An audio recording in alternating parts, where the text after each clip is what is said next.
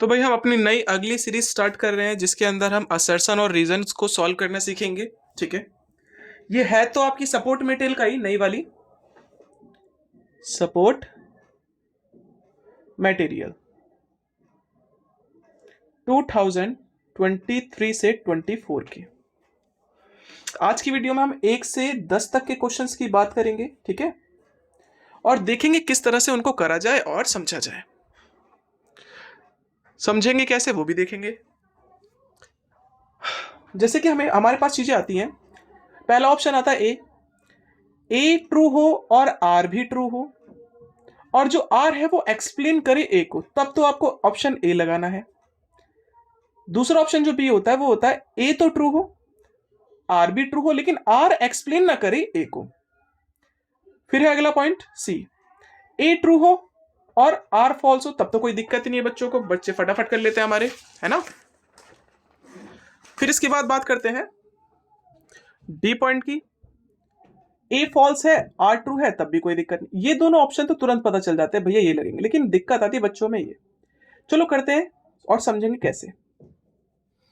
ठीक है, अच्छा एक चीज देखो, पहला पॉइंट ए की बात कर रहे हैं, ये ट्रू है या false.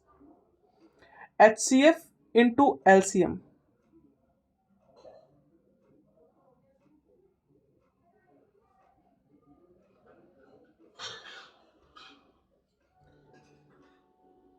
Product of two number निकलता है।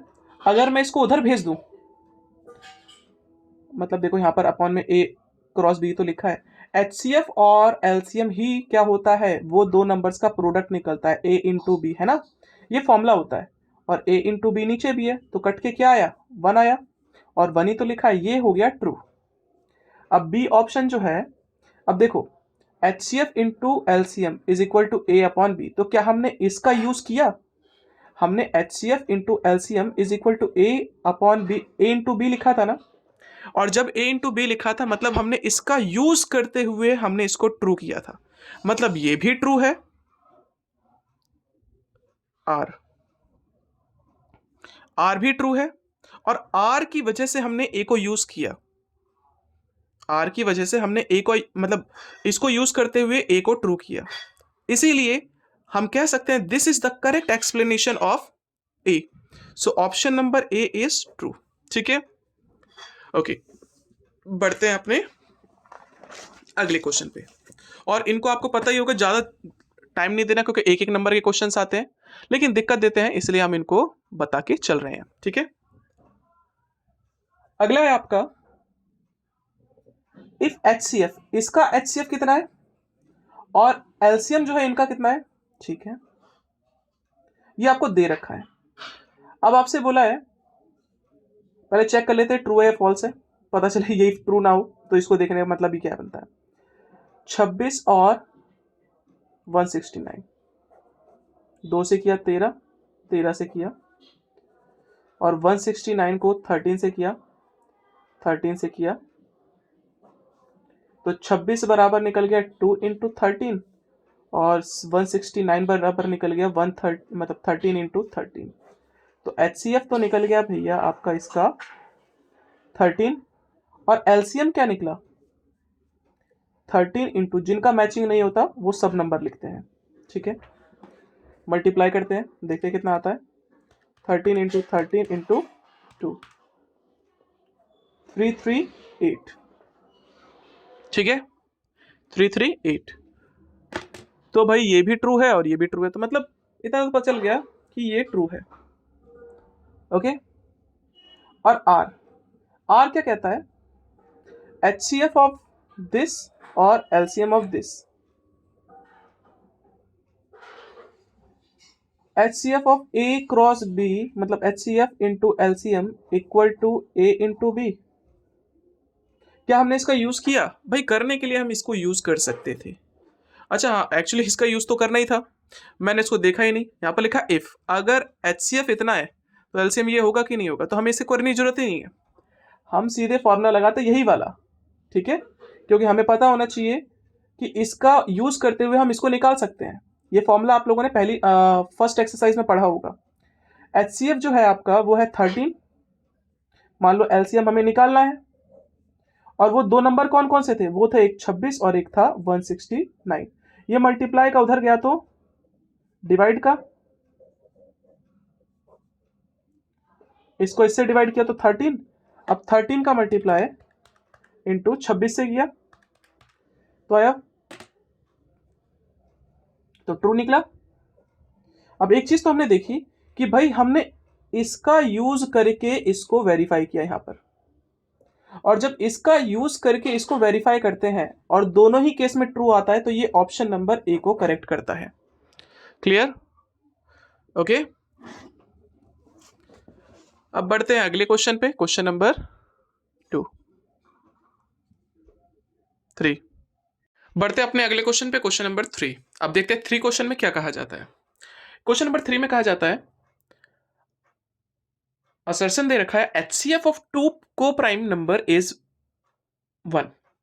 देखो भाई, आपको या तो याद होना चाहिए, वरना को प्राइम का मतलब क्या होना चाहिए। एक्चुअली को प्राइम का मतलब ही होता है कोई भी दो को प्राइम नंबर्स ले लो जिनका HCF ही 1 होता है। ठीक है, मान लो मैंने ले लिया 2 और 3, अगर ये दोनों नंबर्स का HCF 1 आएगा तो इन नंबर्स को को प्राइम कहा जाएगा। ठीक है, जैसे मान लो मैंने 2 और 4 कह दिया, अब हमें पता है ये दोनों किसके टेबल में आते हैं, ये दोनों के दोनों आते हैं 2 के टेबल में, या इसके अलावा हम कुछ और ले लें जैसे कि 4 और 6 ले लें, ये दोनों किसके टेबल पे आते हैं, 2 के टेबल में, तो ये दोनों नंबर्स को प्राइम नहीं कहलाएंगे। ओके, तो एक चीज याद रखना, को प्राइम नंबर उन्हीं को कहते हैं जिनका HCF 1 आता है। क्या आता है? 1। मतलब ये चीज ट्रू है। क्या है? ट्रू। HCF ऑफ टू को प्राइम नंबर इज ऑलवेज 1। ठीक है, अब बढ़ते हैं अगले R पे। R कहता है two numbers having only one as a common factor. कोई भी दो नंबर ऐसे ले लो जिनका कॉमन फैक्टर क्या है? 1 आए, इज नोन एज को प्राइम नंबर। उन्हीं को को प्राइम नंबर कहते हैं। बिल्कुल सही। जैसे मान लो आपने अभी हमने लिया था 2 और 3, 2 और 3, इनके जरा फैक्टर करना, 2 और 1, 3 से किया तो 3 मतलब 1 और 1, तो हम 2 को कह सकते हैं 1 इंटू 2 और 3 को कह सकते हैं 1 इंटू 3। तो इन दोनों नंबर का जो कॉमन फैक्टर है वो कितना आया? 1 आया। मतलब जिनका HCF 1 आया, तो ऐसे नंबर्स जिसमें कॉमन फैक्टर 1 आए, 1 के अलावा कोई भी नंबर ना आए, अगर 1 आता है तो उसे कहते हैं को प्राइम। ठीक है, तो ये भी आपका ट्रू है और इसका यूज करते हुए हमने इसको भी ट्रू करा है। ठीक है, कोई भी दो नंबर जिनके कॉमन फैक्टर 1 होते हैं, जैसे इनका कॉमन फैक्टर 1 निकला, तो इनका HCF हमेशा कितना आएगा? 1 आएगा। ठीक है, तो ये ऑप्शन नंबर ए हो जाएगा। A is true and R is true and R is the correct explanation of A। ठीक है, बढ़ते अपने अगले पॉइंट पे, point number 2, I mean question number 4। अब क्वेश्चन नंबर 4 आपके सामने है। 4 आपसे कहता है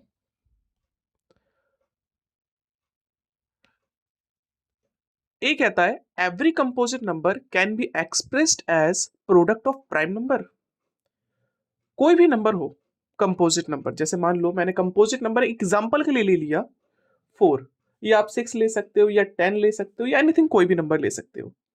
ठीक है, उनको एक्सप्रेस किया जा सकता है प्रोडक्ट ऑफ प्राइम नंबर्स के रूप में। बिल्कुल सही। जैसे एक ले लेते हैं 10। अब 10 को कैसे एक्सप्लेन करोगे, मतलब फैक्टर करोगे? कुछ इस तरह से, और 10 का मतलब कुछ और नहीं 2 इंटू 5 हो गया। तो ये क्या है, हमने हर कंपोजिट नंबर को एक्सप्रेस कर दिया प्रोडक्ट ऑफ प्राइम नंबर्स। मतलब ये दोनों प्राइम नंबर है और इनके बीच में प्रोडक्ट का साइन लगा दिया। तो every composite number can be expressed as product of primes, मतलब प्राइम नंबर। तो ये तो भाई ट्रू कह रहा है। ठीक है, एक एग्जांपल से हमने इसको थोड़ा सा समझा।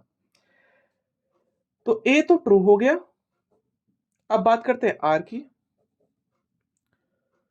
This is a composite number. ये कंपोजिट नंबर है या नहीं, लेट्स सी चेक कर लेते हैं। 11 इंटू 4 इंटू 3 इंटू 2 और प्लस 1। ठीक है, तो दो तरीके हैं इसको सॉल्व करने के। कितने? दो तरीके। कैसे कर सकते हो आप? इसमें और इसमें कॉमन देखो। देखो 4 यहां पर भी है और 4 यहां पर भी है, तो 4 हमने कॉमन निकाल दिया। अंदर क्या बचा? 11 इंटू 3 इंटू और प्लस 1। और याद रखना, एक फैक्टर ये बन गया और एक फैक्टर ये बन गया और एक फैक्टर 1 होता ही है सबका। ठीक है, तो कितने फैक्टर बन गए? 3। हम कह सकते हैं it has more than two factors. Two factors, so it is composite number. So it is composite number, इसलिए ये एक कंपोजिट नंबर है।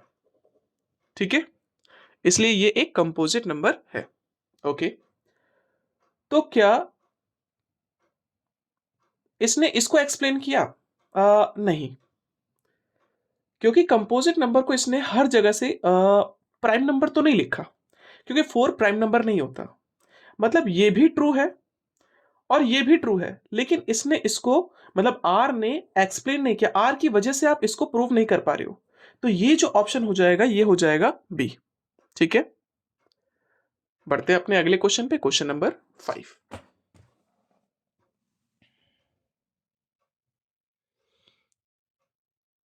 अब क्वेश्चन नंबर 5 आपसे कहता है assertion the LCM of two number is this. LCM जो है, कोई भी दो नंबर होंगे, मान लो ए और बी, वो है 1200 मतलब 1200। तो बोला गया एचसीएफ मतलब 500 can not be there HCF. HCF कभी भी 500 नहीं हो सकता। अच्छा, अब एक चीज और समझो। पता है, ये जो नंबर है हमेशा एलसीएम को डिवाइड करना चाहिए। क्या करना चाहिए? हमेशा डिवाइड करना चाहिए, क्योंकि हमें पता है एलसीएम इंटू एचसीएफ क्या होता है? Product of LCM into HCF is equal to product of two numbers. Product of two numbers. ठीक है, अगर हम एलसीएम निकालने की बात करें तो प्रोडक्ट ऑफ टू नंबर्स, ये मल्टीप्लाई का इधर गया तो डिवाइड का एचसीएफ। मतलब जो भी दो नंबर आएंगे उनको अगर एचसीएफ से डिवाइड कर दिया जाए तभी तो एलसीएम निकलता है कि नहीं? तो जो भी आपका एलसीएम आता है, जो भी आपका एलसीएम आता है, वो हमेशा किसको डिवाइड करना चाहिए? एचसीएफ को। ठीक है, अगर ऐसे ना समझ में आए तो कोई दिक्कत नहीं, आप ऐसे भी समझ सकते हो। जैसे मान लो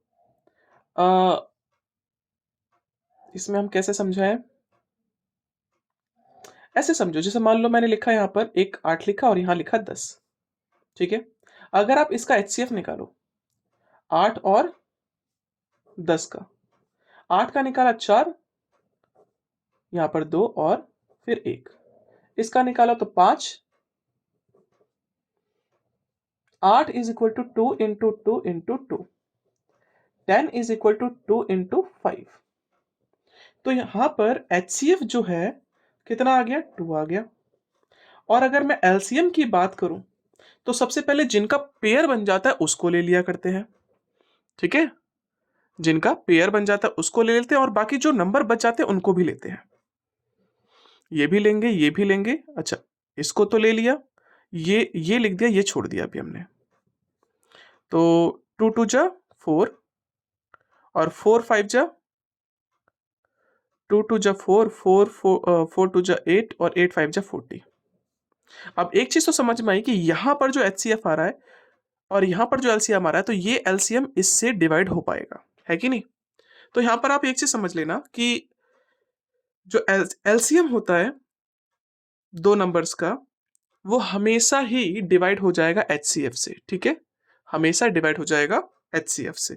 तो ये चीज तो इसने ट्रू लिखी है, क्योंकि 500 1200 को डिवाइड नहीं कर पाएगा, और अगर कर देता है तो एलसीएम फाइंड आउट कर सकते हैं। ठीक है, एलसीएम पॉसिबल भी होगा। अब जो आर था रीजन, अब उसमें क्या कहा गया? LCM of two or more numbers is always divisible by their HCF। देखो इसने वही चीज एक्सप्लेन कर दी जो हम कह रहे थे, तो ये भी ट्रू है और इसी का यूज करके हम इसी को वेरीफाई भी कर रहे हैं, है ना। इस चीज को यूज करके हम इसको वेरीफाई भी कर रहे हैं, मतलब हमने इस स्टेटमेंट का यूज किया और फिर ही बताया हमने कि ये चीज ट्रू बोली, मतलब ये स्टेटमेंट में 500 जो है HCF नहीं है, इसकी वजह से ही तो बताया हमने। और जब इसकी वजह से बताया तो मतलब ये भी ट्रू था आपका, ये भी ट्रू है और इसने इसको एक्सप्लेन भी कर दिया, तो ऑप्शन नंबर जो ए होगा वो करेक्ट होगा। ठीक है, बढ़ते हैं अपने अगले क्वेश्चन पे, क्वेश्चन नंबर 6। अब क्वेश्चन नंबर 6 आपसे कहता है assertion if the sum of the zero, अच्छा अब ये इक्वेशन दे रखी है, सम ऑफ जीरो इज 2 और सम ऑफ जीरो कितना दे रखा है, 2 दे रखा है, then the value of k is equal to 1। Let's see check कर लेते हैं। सम ऑफ जीरो का मतलब होता है अल्फा प्लस बीटा और फॉर्मूला होता है माइनस बी अपॉन ए। माइनस का माइनस रखा और b की जगह पे क्या रख दे, माइनस का 2k और a की जगह पे रखेंगे 1 और अल्फा प्लस बीटा दे रखा है आपको 2। माइनस से माइनस कैंसिल, ये मल्टीप्लाई का इधर गया तो डिवाइड का, कितना आया, और k इक्वल टू 1 ही दे रखा था, मतलब ये तो भाई ट्रू है। अब बात करते हैं r की, लिखा है the sum of the zeros of a quadratic polynomial is this. अब भाई हमें पता है भाई सम का जो फॉर्मूला होता है वो होता है माइनस बी अपॉन ए, और इसी का तो यूज किया है हमने यहाँ पर, तभी तो इसको ट्रू बताया, तो ये भी ट्रू है और ये इसको एक्सप्लेन भी कर रहा है। अगर इसका फॉर्मूला यूज कर रहे हो तो मतलब आप इसको एक्सप्लेन करने के लिए इसका यूज कर रहे हो, ठीक है। तो यहां पर वही चीज हो जाएगी, A is true, R is true and R is the correct explanation of A. Okay, बढ़ते हैं अपने अगले क्वेश्चन पे, क्वेश्चन नंबर 7।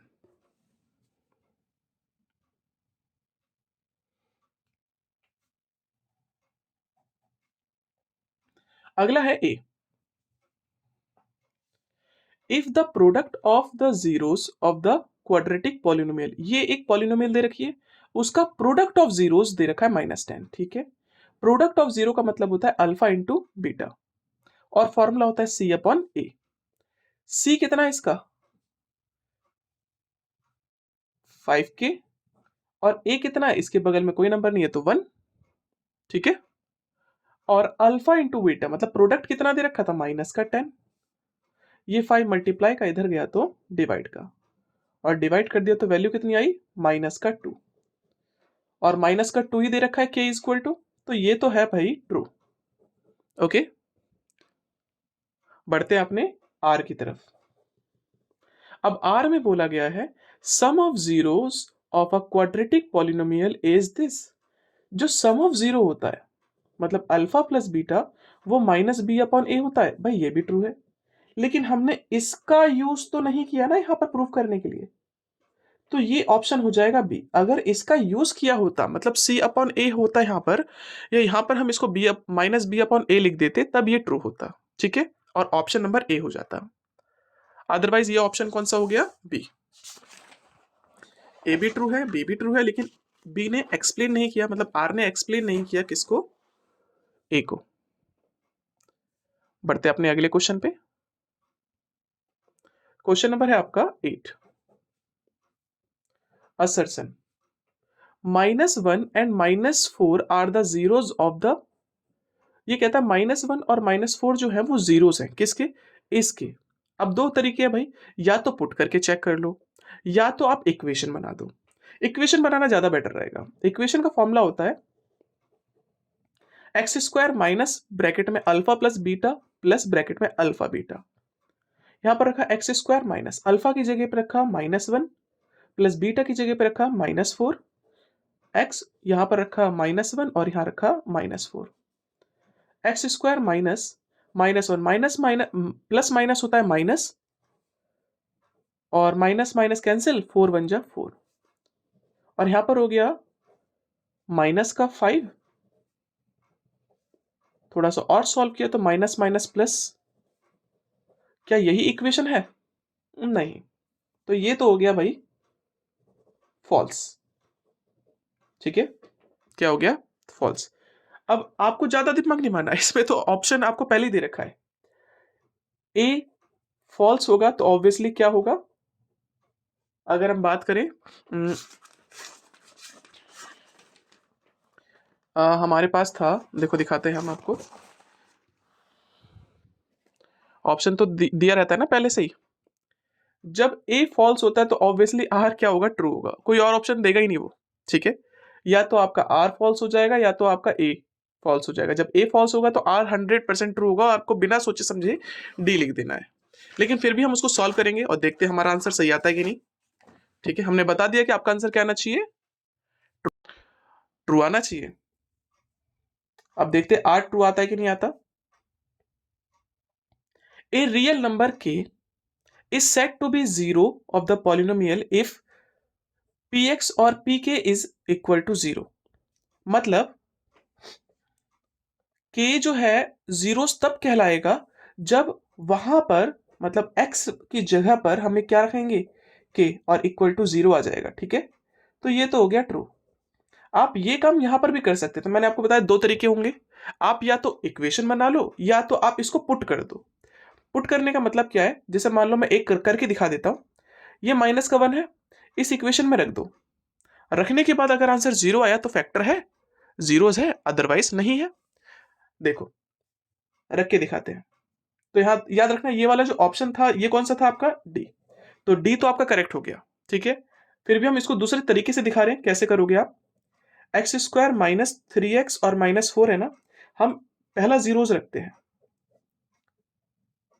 देखो जहां पर हमारा x था वहां पर हमने जीरो रखा, ये हो गया -1, माइनस माइनस होता है प्लस, 3 वन जा 3 और -4। इसको इससे सॉल्व किया तो -5 + 3 आपका आंसर आया -2, which is not equal to zero. मतलब आपका जो -1 है वो जीरोस नहीं है, और जब जीरोस नहीं है तो फिर वो वैसे ही हमने फॉल्स बता दिया, क्योंकि हमने दोनों जीरो से क्या बना दी? इक्वेशन बना दी थी। ठीक है, देखो भाई ये वाला क्वेश्चन हम दोबारा शूट कर रहे हैं, क्योंकि इसमें क्वेश्चन में थोड़ी सी मिस्टेक थी जिसकी वजह से हमारा आंसर सही नहीं आ रहा था। और वो मिस्टेक ये थी कि क्वेश्चन में ना यहां पर हमें -1 दे रखा है, बट -1 की जगह पे होगा ये 1। ठीक है, क्या होगा? 1 होगा। तो अब शुरू करते हैं। देखो यहां पर दे रखा है a is equal to 1 and -4 are the zeros. ये इसके जीरोस हैं, चेक करते हैं। अगर ये जीरोस हैं तो x बराबर, अगर मैं ये पुट करूं और ये पुट करूं तो ये इक्वेशन जीरो बन जानी चाहिए। क्या बन जानी चाहिए? जीरो बन जानी चाहिए। जीरोस का काम ही यही होता है। फटाफट चेक कर लेते हैं। इक्वेशन एक्स स्क्वायर -3x-4 ये a है। ठीक है, हम x की जगह पे क्या रख रहे हैं? 1। 1 का स्क्वायर माइनस, ठीक है, 1 का स्क्वायर 1 होता है, -3 वन जा 3 और -4। ओके, और यहां पर ना ये भी आपका थोड़ा सा मिस्टेक होगा, यहां पर ये माइनस नहीं होगा, क्या होगा? ये प्लस होगा, तभी आपका आंसर आएगा, अदरवाइज नहीं आएगा। सॉल्व किया, क्या बन गया? जीरो। और वैसे में इसके दोनों पॉइंट्स जो है ना कर देंगे। मान लेंगे एक बार हमारा क्वेश्चन सही था, उसके हिसाब से आंसर क्या होगा, और एक बार हमारा आंसर सही है, हमारे क्वेश्चन में क्या मिस्टेक थी हम उसके हिसाब से भी कर रहे हैं। ठीक है, तो यहां पर हमने इसे जीरो प्रूफ कर दिया। अब एक बार क्या करेंगे? X square plus 3x-4। अब x की जगह पे हम रख रहे हैं -4, -4 का स्क्वायर -4 और, ठीक है, -4 का स्क्वायर क्या होता है? प्लस का 16। ये हो गया माइनस का 12 और माइनस का 4। तो यहां पर आपका आंसर निकल गया माइनस का 16 और कैंसिल आ गया जीरो, जीरो आ गए। Then you can say yes, मतलब ट्रू। ए क्या है? ट्रू है। अब आर की बात करते हैं। ओके, ए रियल नंबर के, कोई भी एक रियल नंबर के है, is set to be zero. इसको जीरोस तभी कहेंगे जब पी के इक्वल टू जीरो होगा। बिल्कुल ट्रू, क्योंकि जब हमें ये जीरो है मतलब हम P1 बराबर जीरो ही तो प्रूफ कर रहे हैं। हमने x को रिप्लेस किससे किया? 1 से, तो 0 आया, एक बार -4 से रिप्लेस किया तो आंसर 0 आया। मतलब अगर कोई नंबर जीरोस है तो उसको एक्स को रिप्लेस करते हुए या इक्वेशन में वेरिएबल को रिप्लेस करते हुए, चर को रिप्लेस करते हुए आंसर क्या आना चाहिए? 0 आना चाहिए, तभी उसको जीरोस ऑफ द पॉलिनोमियल कहा जाता है। ठीक है, बढ़ते हैं अपने अगले क्वेश्चन पे, क्वेश्चन नंबर 9। ठीक है, अब देखो ये आपको क्या दे रखा है? The graph of the quadratic polynomial. कोई भी क्वाड्रेटिक जो पॉलिनोमियल होता है उसका जो ग्राफ होता है, क्या होता है? ग्राफ इंटरसेक्ट करता है एक्स एक्सिस को 2 पॉइंट पर। ऐसा जरूरी है?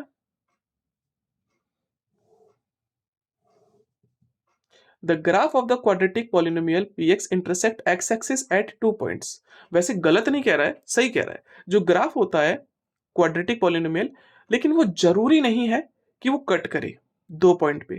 जैसे मान लो ये भी एक क्वाड्रेटिक पॉलिनोमियल है, ये एक पॉइंट पे कट कर रहा है, मान लो ये भी क्वाड्रेटिक पॉलिनोमियल है, ये भी एक क्वाड्रेटिक पॉलिनोमियल है। तो intersect x axis at 2 points, वो 2 पॉइंट्स पे कट करता है, वो तो उसके केस पे डिपेंड करता है, लेकिन ये ऑलवेज ट्रू नहीं होता। The graph of the quadratic polynomial px intersect x axis at 2 points. देखो मैंने बताया ग्राफ जो होता है हमेशा जो क्वाड्रेटिक होता है वो कर्व होता है। किस तरह का? यू से टाइप का स्ट्रक्चर होता है। वो चाहे ऐसे हो सकता है या ऐसे हो सकता है, ठीक है, या ऐसे हो सकता है, किसी भी तरह से हो सकता है, बस यू टाइप का स्ट्रक्चर होता है। यू चाहे सीधा बना लो चाहे उल्टा बना लो, ठीक है। और जब वो इंटरसेक्ट करेगा एक्स एक्सिस को तो जरूरी नहीं है कि वो हर बार 2 पॉइंट पे टच करे। वो 2 पॉइंट पे भी टच कर सकता है, 1 पॉइंट पे भी टच कर सकता है, हो सकता है वो टच ही ना करे। तो क्या ये स्टेटमेंट ट्रू हो गई? नहीं, फॉल्स। अब जब यही फॉल्स हो गया तो ऑब्वियसली ये पक्का ट्रू होगा। Degree of quadratic polynomial is 2।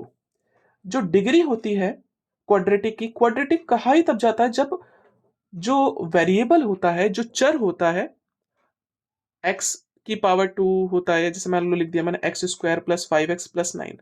इस इक्वेशन में मैक्सिमम पावर क्या है? 2। तो इसको हम क्वाड्रेटिक ही तो कहते हैं, तो ये तो है आपका ट्रू। तो ये ऑप्शन हो गया आपका डी। ठीक है, क्योंकि पहला वाला फॉल्स, दूसरा वाला ट्रू, और ये है आपका ऑप्शन नंबर डी। एक लास्ट पॉइंट रहता है, क्वेश्चन नंबर 10। ओके, अब देखते हैं क्वेश्चन नंबर 10 क्या कहता है। क्वेश्चन नंबर 10 आपसे कहता है द पेयर ऑफ इक्वेशंस, ये आपको पेयर दे रखा है, हैज इन्फिनाइट मेनी सॉल्यूशंस। भाई मेनी सॉल्यूशंस पता कब होते हैं? मेनी सॉल्यूशंस होते हैं जब a1/a2 बराबर होता है b1/b2 बराबर होता है c1/c2। जब लाइन कोइंसिडेंट होती है, एक के ऊपर एक होती है, इस केस में क्या होता है? इसके इन्फिनाइट मेनी सॉल्यूशंस होते हैं। तो लेट्स सी चेक करते हैं कि बराबर आता है कि नहीं आता। x के बगल में क्या है? 1, 1 में इसमें x के बगल में क्या है? -4 बराबर y के बगल में 2 है, 2 रखा, इधर y के बगल में माइनस कितना आ गया? 8 था ये, तो माइनस का 4। देखो 1/-4, 1/-4 इक्वल टू ये है आपका 5 और ये है आपका प्लस का 20। भाई ये प्लस का 4 है, क्या है ये? प्लस का 4। ठीक है, ये और ये तो सही है। अब देखो भाई हो सकता है बुक में गलत हो, ये चेक कर लेंगे हम अभी। ये ट्रू है, ये भी ट्रू है, लेकिन ये तो फॉल्स हो गया। ये माइनस का है, ये भी माइनस का आ रहा है, बट यहाँ पर माइनस का तो है ही नहीं। और जब है नहीं तो इसको हम इन्फिनाइट मैनी सॉल्यूशंस नहीं कहेंगे। ये क्या हो गया? फॉल्स हो गया। ठीक है, अब आर की बात करते हैं। a1/a2 b1/b2 c1/c2, इस केस में इन्फिनाइट मैनी सॉल्यूशंस होते हैं, बिल्कुल होते हैं, इसी का तो फॉर्मूला यूज कर रहे हैं, तो ये तो है ट्रू। ठीक है, बस आपका आंसर खत्म। देखो भाई हमने क्वेश्चन देखा तो क्वेश्चन में हमें अपनी थोड़ी सी मिस्टेक पता चली। यहां पर जो है ना, प्लस नहीं है, माइनस है। क्या है? माइनस। और जब माइनस है तो ये माइनस इधर आ जाएगा, तो एग्जैक्टली क्या बन गया फिर से? माइनस का 1/4। माइनस कभी नीचे नहीं रहता, माइनस ऑटोमेटिक ऊपर चला जाता है। मतलब इसका आंसर आया माइनस का 1/4, इसका भी आंसर आया -1/4 और इसका भी आंसर आया -1/4। तो ये स्टेटमेंट क्या हो गई, ट्रू हो गई। ठीक है, ये ट्रू है और ये भी ट्रू है और इसकी वजह से हमने इसको वेरीफाई किया। तो ये जो ऑप्शन हो जाएगा ये हो जाएगा ए। ठीक है, क्या हो जाएगा, ए।